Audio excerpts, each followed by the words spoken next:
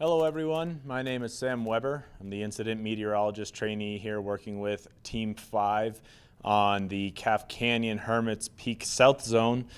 So just before we get into the update for today's weather, I just want to go over a little recap of what we saw yesterday over the fire with some of that moisture that moved in yesterday at the beginning of this monsoonal push that we've been seeing. So if we zoom in right here over northern New Mexico, you can see the I-25 corridor coming up with Las Vegas right here. And this whole area that I'm circling with my finger is the Pecos River drainage. And what you'll notice here at the beginning of the loop is a little cloud here. That's actually a pyrocumulus that the fire put up.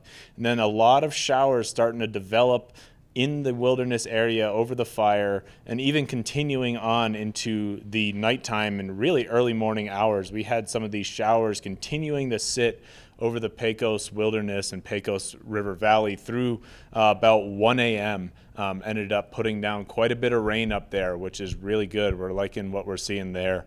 And you know, with these storms, we did see a little bit of lightning in the area, but we've had that rainfall finally over there, so we should be moistening up all those fuels in the area, and hopefully not having any new starts with any of that lightning that happened. So if we go into the next slide here, we're going to look at a view of from space yesterday, and you'll notice this first thing pop up here, that big cloud. That was actually the pyrocumulus cloud that was put up by the fire, tapping into some of that moisture, and actually developed some lightning strikes out of that. So there's a lot of energy coming out of that yesterday as the fire made a really big push up in the Pecos wilderness. But as we get further into the loop here, you'll notice a lot of cloud development over that higher terrain, and that's with all that moisture that we pushed into the area yesterday, forming all those storms over the Sangre de Cristo Mountains, and you'll see a lot more bubbling right about here in the afternoon hours. And those were those showers and thunderstorms that we saw over that entire area heading through the into the overnight hours. So if we'll go on to the next slide here, and we can zoom back out a little bit, but this is a precipitation analysis of what we saw yesterday, both from a radar's perspective of how much the radar thinks that rain fell, and some observations from the ROS sites, those remote weather stations that we have up there, that they recorded. And you can see with those sites, we have anywhere from about 0.2 of an inch of recorded precipitation to 0.5 of an inch. Up where there is active fire and where a lot of the active fire has been burning over the past few days, we've got 41 hundredths of rain, so a solid wetting rain up in that active fire area, which again really we hope is tampering down conditions, helping to bring those moister ground conditions, higher humidities overnight, and you know, just overall helping to moderate those burning conditions. This big red bullseye here is an estimate of 2.5 inches of rain, where we saw some of the heavier storms just fixated on this Pecos River drainage yesterday evening and into the overnight period. Our ground troops in there did report some pea-sized hail, so the radar, we call it, it might be running a little hot is what we call it. We think that the bright view of the hail, so when a radar beam goes out and hits hail, it creates a really bright signature that might look like it's really heavy rainfall, when in fact the reflectivity of that beam coming back to the radar is that hail, and it thinks it's rain. So we're thinking that this is higher than what it actually is. It's about 2.5 inches there again. But our crews did say they reported moderate to heavy rainfall in that area. So still thinking we got a lot of good rainfall in there. The only bad thing about that is it's not over where the active fire is burning right now. So we like to see all this rain in the area. It's really good. But again, with these heavy rains comes the threat for flash flooding. So last night there was a flash flood warning on the eastern side of this fire through the burn scar that the Albuquerque, New Mexico office put out. Haven't heard any reports of flooding with that since, so that's good. But just know that that threat is out there, especially as we move more and more into this monsoon type pattern. So we'll move on here now to look at what we've always looked at in the satellite view of the region. So you'll see where we were seeing all the clouds before this moisture push over Texas and over central Texas and southwest Texas is now shifted over to the southwestern United States. You'll see a lot of cloud cover over southern New Mexico, and even up here in the Sangre de Cristo Mountains, you'll see, I grabbed this about 30 minutes ago, you can already see a lot of cloud cover developing over the higher terrain. So things are getting started earlier than what we saw yesterday with that cloud cover because we have a lot more of that moisture in place. So with that, we are expecting another day of showers and thunderstorms in the area. Although they might be isolated over the fire, those storms are still going to have a solid potential to put down some wetting rains today. And this is really going to be the trend as we head further and further into the weekend and into early next week. With this moisture remaining in place, we're going to start to see clouds and storms develop over the higher terrain, really across much of New Mexico, as we lock in that moisture and keep this weather pattern pumping moisture out of the Gulf of Mexico. However, that moisture track, you can see where most of it is right here indicated by all these clouds. That will shift a little bit further east, so tomorrow we may end up on the outside, just east of that moisture tomorrow. But as we head later and later into the weekend, we will see that moisture come back over here, which is going to bring us more chances for rain and more chances for flash flooding. So we'll go on to the next slide here, and this is what I was just talking about. This is our weather pattern that it has set up and is going to continue setting up into the weekend. So we have that area of high pressure that's off to our east over the southern central plains and deep south with that clockwise flow pattern around that weather feature, which pumps moisture out of the Gulf of Mexico into New Mexico here. We also have this storm system moving in from the Pacific as we move into the weekend, which is going to favor more moisture pumping out of the Gulf of California.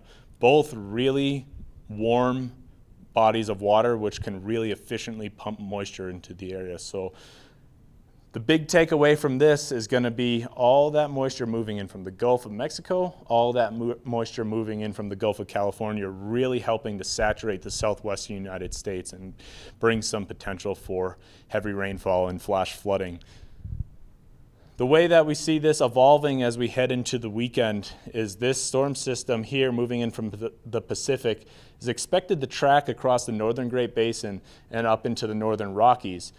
So by Sunday, we're going to start to move this into our area, and we'll still see this moisture pumping in from the Gulf of Mexico. However, we're going to add this little weather system just to our north, but it's going to bring us just enough energy to get things going even more aggressive than they were yesterday and today.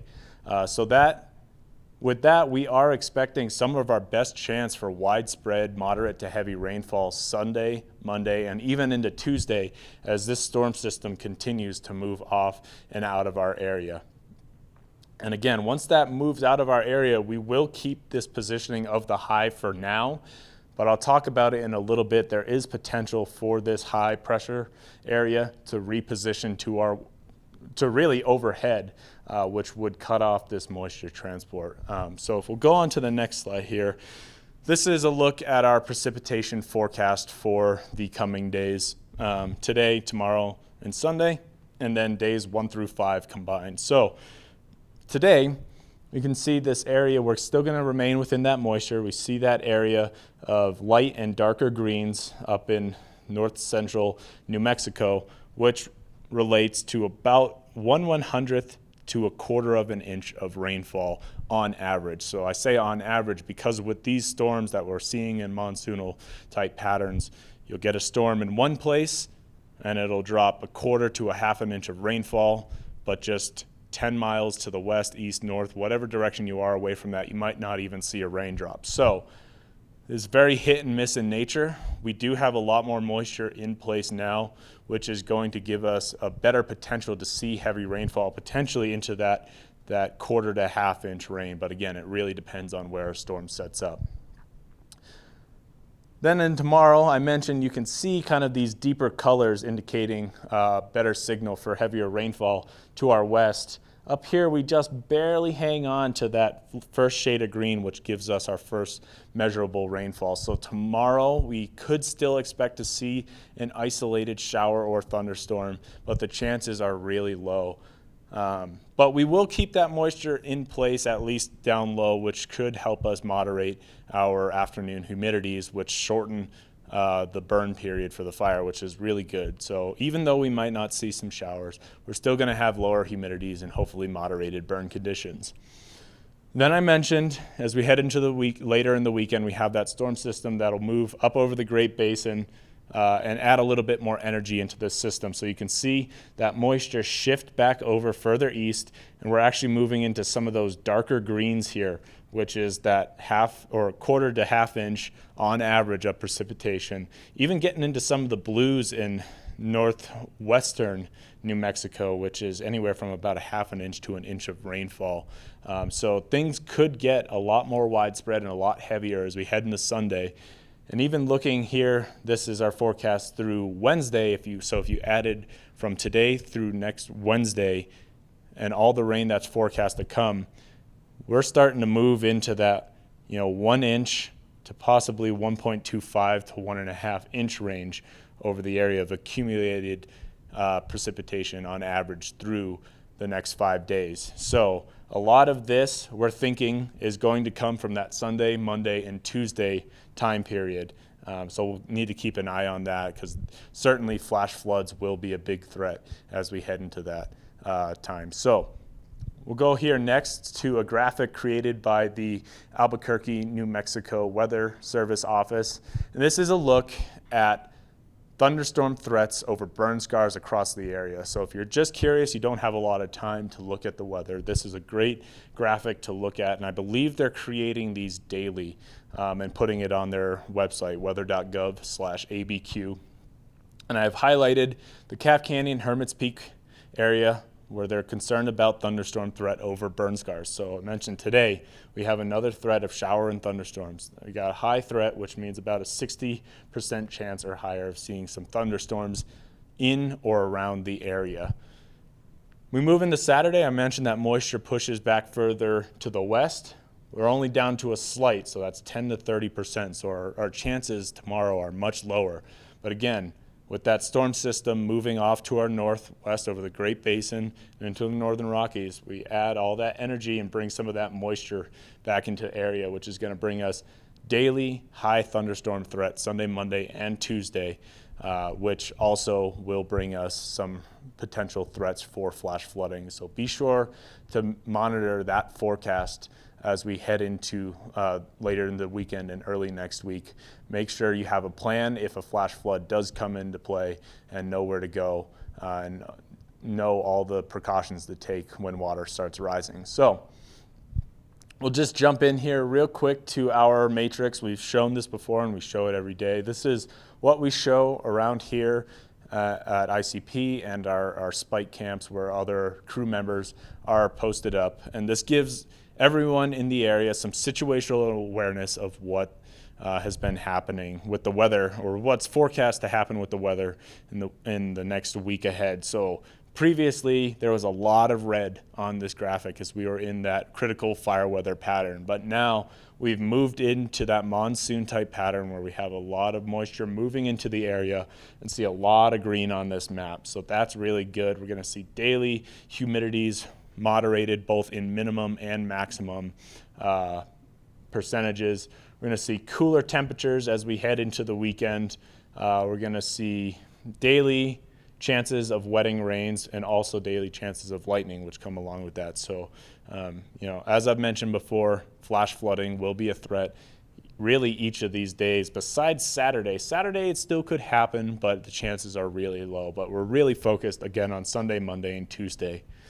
And I'll bring your attention here to Wednesday as we start to get a little bit more yellow in our planning forecast. You see 30% cloud cover, temperatures jumping up by about 3 degrees. We continue this southwesterly wind, which could potentially bring some more dry conditions into the area. So we're going to watch that as we head forward into next week.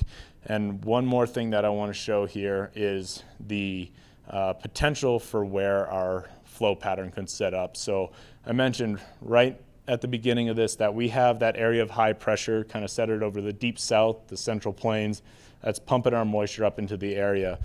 This is a look at one of our weather models for next weekend. This is Sunday.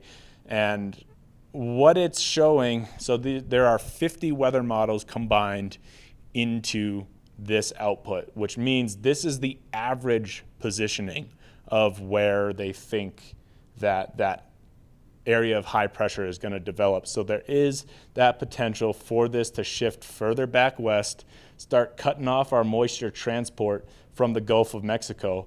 We will continue to see moisture pumping out of the Gulf of California. However, that's going to really favor Arizona and Utah rather than New Mexico. So in this pattern, we would shift to a hotter and drier period.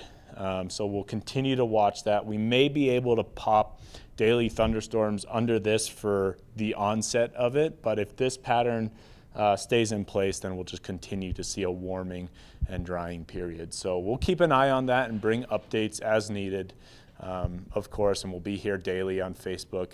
This is my last Facebook, and I want to say it's been a pleasure bringing you these updates. We'll pass it off to Andy Gorlow tomorrow, and we'll see you then. Thank you.